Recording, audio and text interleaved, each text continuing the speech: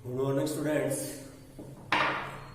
तो हिंदी व्याकरण में अपना बिंदु चल रहा था शब्द विचार। शब्द विचार में अपन ने उत्पत्ति के आधार पर शब्द के 5 जो भेद थे। सबसे पहला जो भेद था उत्पत्ति के आधार पर शब्द के जो भेद थे उनमें से 5 भेदों में उत्पत्ति या स्रोत कह सकते हैं। उनमें से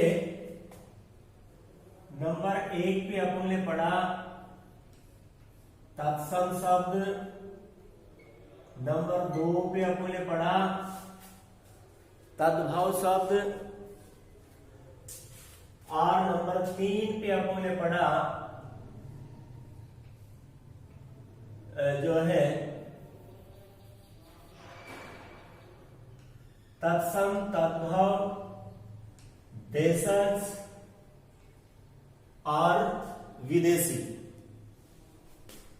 शब्द के भेद थे। और आखिरी जो भेद था वो था संकर शब्द।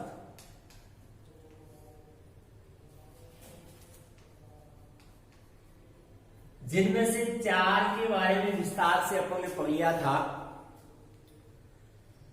एक बार फिर रिपीट कर देता हूं मैं। तत्सम शब्द मूल रूप से संस्कृत भाषा के वे शब्द जो हूबहू बिना किसी रूप परिवर्तन के हिंदी भाषा में प्रयोग में लिए जाते हैं, काम में लिए जाते हैं, तत्सम शब्द कहलाते हैं। जैसे आम्र है, दुग्ध है, अग्नि, भ्राता, चंद्र, उष्ट्र आदि। तद्भव शब्द मूल रूप से तो वो संस्कृत भाषा के शब्द हैं, लेकिन थोड़ा सा रूप परिवर्तन करके उच्चारण में भी सुविधा हो जाती है उनमें, और जो शब्द हिंदी भाषा में काम में लिए जाते हैं तद्भव कहलाते हैं।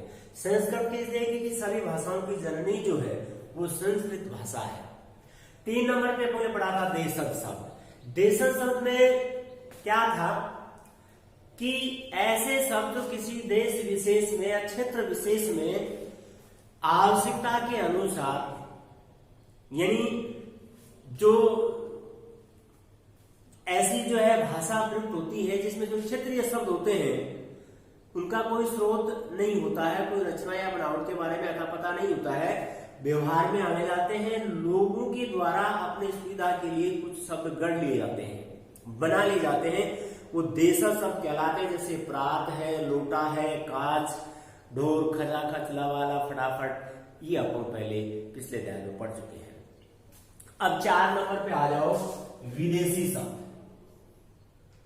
नंबर 4 है विदेशी शब्द। नाम से ही पता चलता है देशी से पहले भी उपसर्ग लगा है और शब्द हो गया विदेशी शब्द। इसका कारण क्या है? एक लंबे समय तक अपना देश जो है गुलाम रहा। कभी डच आए, कभी हुंग आए, कभी अंग्रेज आए, कभी मुगलों का शासन रहा लंबे समय तक। तो वो अपने साथ अपनी भाषा, संस्कृति, खान पान, रहन सहन, जिसकी वजह से बहुत सारी विदेशी भाषाओं के शब्द हिंदी भाषा में, या यूं कह सकते हैं अपन कि राजनीतिक, आर्थिक, धार्मिक, राजनीति और आर्थिक अर्थ, धार्मिक जो भावनाएं होती हैं, और सांस्कृतिक संस्कृति शब्द में एक प्रत्यय लगकर सांस्कृतिक शब्द बना है। सांस्कृतिक कल्चर जिसको कहते हैं, इसका मतलब क्या होता है बेटा कि हमारा जो रहन सहन, खान पान, वेशभूषा, आचार विचार, भाषा, रीति रिवाज, परंपराएं, विवाह, उत्सव, त्योहार मनाने, ये सारी की सारी चीजें संस्कृति के अंतर्गत आ जाती है। तो इनकी वजह से जो है किसी भाषा में अन्य देशों की भाषाओं के भी शब्द आ जाते हैं। अंग्रेज लंबे समय तक रहे, बहुत सारे ऐसे शब्द अंग्रेजी भाषा के आज भी हम आम बोलचाल की भाषा में, और हम और आप ही नहीं, जो अनपढ़ लोग हैं वो भी उन शब्दों का प्रयोग करते हैं, क्योंकि वो व्यवहार में आ गए, रूटीन में हो गए। जैसे टाइम शब्द है, थोड़ा रूप परिवर्तन जरूर हो जाता है।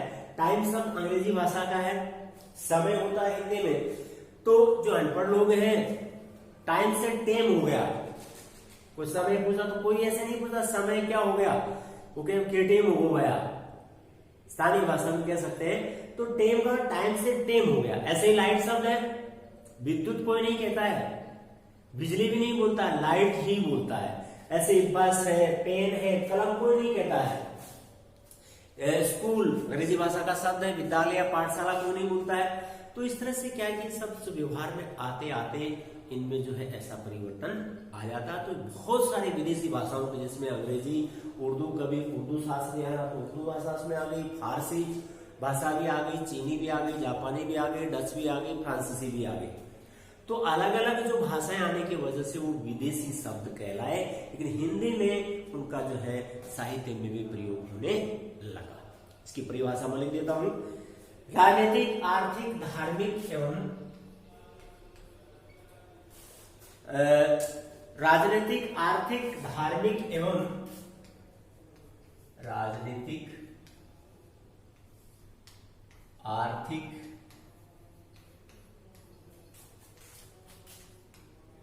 धार्मिक एवं सांस्कृतिक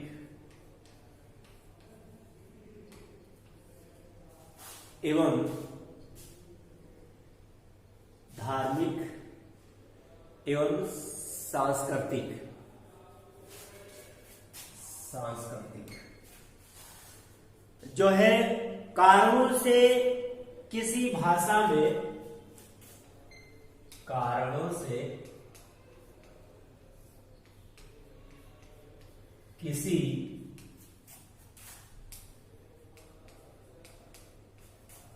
भाषा में,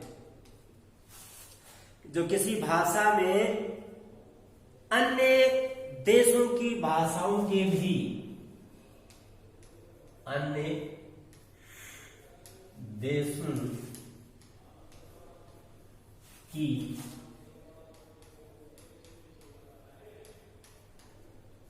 भाषाओं, अन्य देशों की भाषाओं के भी शब्द आ जाते हैं, शब्द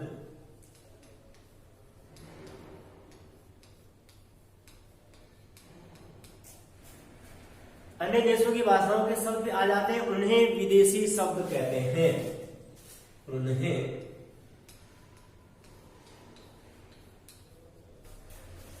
विदेशी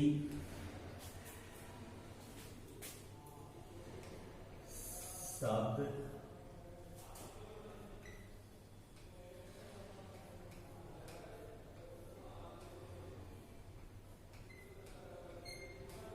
उन्हें विदेशी शब्द कहते हैं। हिंदी में अंग्रेजी, फारसी, पुर्तगाली, हिंदी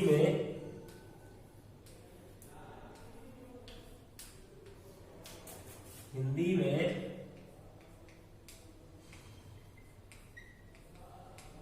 अंग्रेजी, फारसी,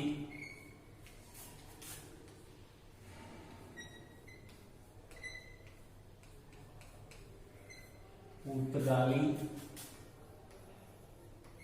उर्दू, जापानी, तुर्की, फ्रांसीसी, चीनी, तुर्की,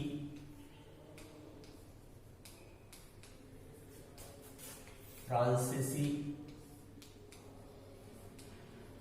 यानी फ्रांस, चीनी, डच, जर्मनी, रूसी, डच, जर्मनी, रूसी, तिब्बती, यूनानी भाषा,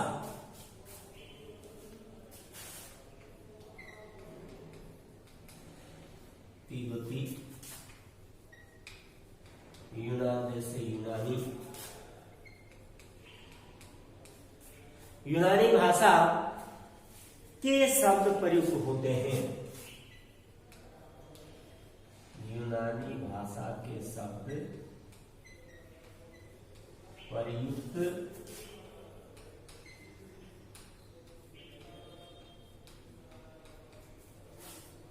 ध्यान से देखिए एक बार। विदेशी शब्द, राजनीतिक यानी अलग अलग राजाओं का शासन रहा, आर्थिक जो व्यवस्था उसके हिसाब से भी जिन लोगों का जीवन स्तर अच्छा था, पढ़े लिखे जो लोग थे उनकी भाषा में और जो अनपढ़ लोग थे उनमें अंतर था। धार्मिक, धर्म की वजह से मुस्लिम धर्म को मानने वाले उर्दू, अरबी या फारसी बोलते हैं, हिंदू धर्म को मानने वाले हिंदी या संस्कृत भाषा। एवं सांस्कृतिक संस्कृति जो रहन सहन, खान पान, आचार विचार, भाषा जो अलग थी। ऐसे कारणों से किसी भाषा में अन्य देशों की भाषाओं के शब्द आ जाते हैं, उन्हें विदेशी शब्द कहते हैं। हिंदी में अंग्रेजी, फारसी, पुर्तगाली, उर्दू, जापानी, तुर्की, फ्रांसीसी, चीनी, डच, जर्मनी, रूसी, तिब्बती, यूनानी भाषा के शब्द प्रयुक्त होते हैं। अंग्रेजी भाषा के शब्दों के बारे में मैं आपको बता चुका हूं और फिर मैं अलग अलग भाषाओं के बारे में कुछ शब्द जो है लिख देता हूं, आप ध्यान से उनको देखना। अलग अलग जो भाषाएं हैं उनके शब्दों के दो तीन जो है उदाहरण मैं लिख देता हूं। हालांकि बहुत सारे शब्दों का प्रयोग होता है, लेकिन फिर भी सबसे पहले अंग्रेजी भाषा।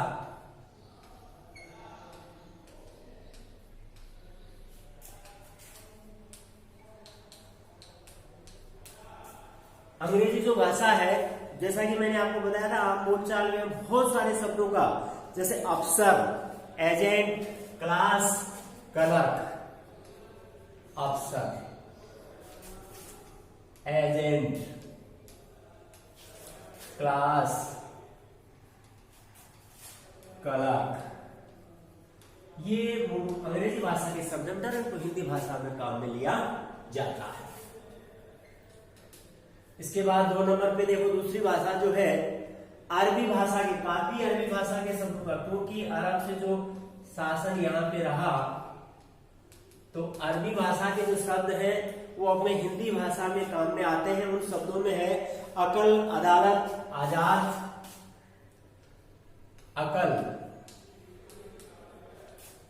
अदालत, आजाद, और इसके अलावा बहुत सारे शब्द हैं जो है इंतजार,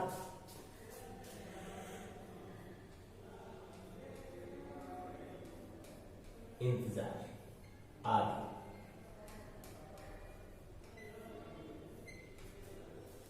नंबर 3,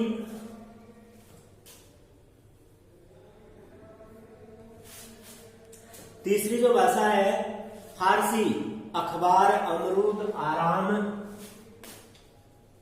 फारसी भाषा। अखबार जो शब्द फारसी भाषा का है, अमरूद शब्द जो है फारसी भाषा का है। अखबार, अमरूद, आवारा, आराम, आवारा, आराम आदि। इसके बाद फारसी के बाद आ जाओ पुर्तगाली, अचार, अगस्त, आलपिन, आलू, पुर्तगाली। अचार, जिसको हम आचार बोलते हैं, उसको तो बड़ा अचार सही होता है। आलपिन, आलपिन शब्द होता है वो इसी भाषा का होता है। आलू, आया, छोटे बच्चों की देखभाल करने वाली, आलू जानते ही तो सर्दी में काम में लेते हैं, आदि। इसके बाद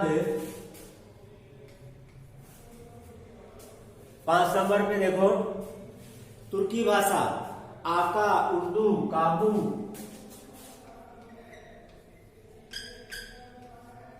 तुर्की भाषा, आका। कोई जो बड़ा व्यक्ति होता है जिसके नीचे अधीन काम करने वाले लोग होते हैं उसके लिए उसको बोलते हैं आका। उर्दू, काबू, कैंची, उर्दू, काबू और कैंची आदि। इसके बाद देखिए अगला जो वेद है तुर्की के बाद फ्रेंच या फ्रांसीसी, एक ही बात है, फ्रेंच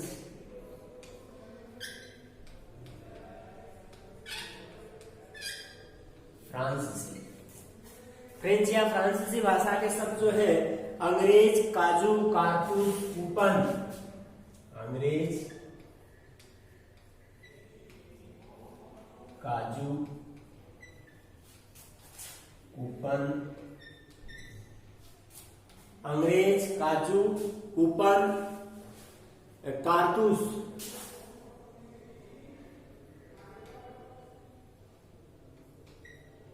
आदि।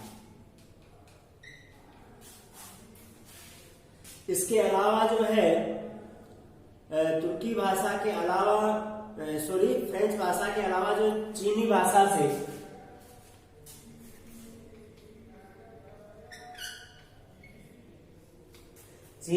से बहुत सारे ऐसे शब्द जो हिंदी भाषा में काम में आते हैं।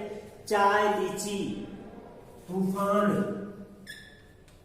चाय, लीची एक फल होता है, तूफान आदि।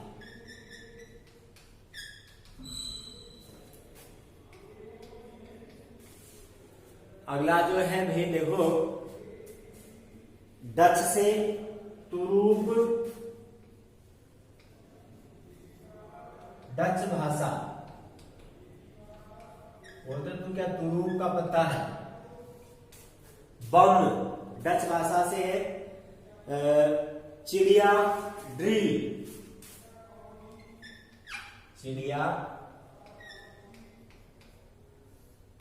ड्रिल, ये डच भाषा से है आदि। इसके बाद अगली जो भाषा है जर्मनी से नाज़ी, नाजीवाद, किंडरगार्टन जो शिक्षा प्रणाली है, जर्मनी भाषा से नाज़ी, नाजीवाद, किंडर, नाज़ी और नाजीवाद, किंडरगार्टन, ये सब भी इसी में है आदि।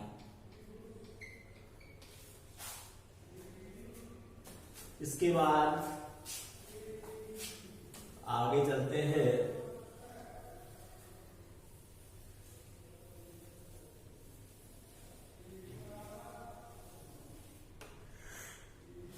तिब्बती से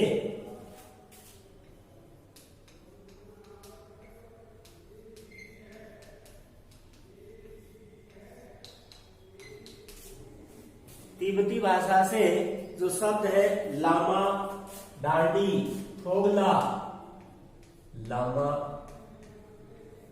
डांडी आदि। और भी बहुत सारे शब्द हैं ऐसे।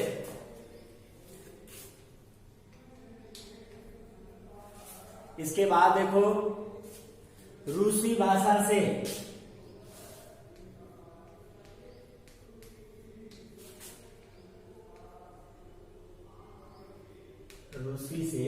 रूबल, रूसी भाषा जिसको बोलते हैं ना जार, सोवियत रूबल, सोवियत रूस बोलते हैं वो, जार, रूबल, वहां की जो करेंसी है वो रूबल है, सोवियत, स्पुतनिक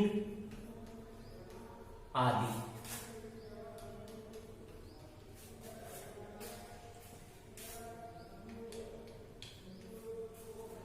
अगला जो वेद है यूनानी से,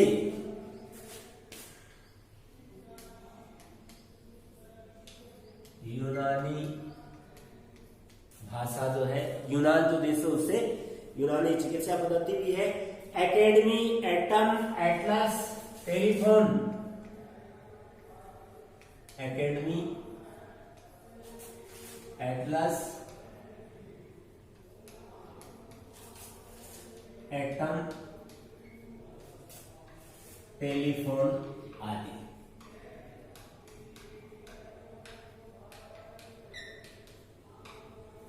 इस तरह से अलग अलग भाषाओं के हिंदी भाषा में कितनी विदेशी भाषाओं के शब्दों का प्रयोग किया जाता है। तो इनको ठीक तरह से उत्पत्ति के आधार पर चौथा जो अपना शब्द का भेद है विदेशी भाषा के शब्द, वो पूरा हो चुका है।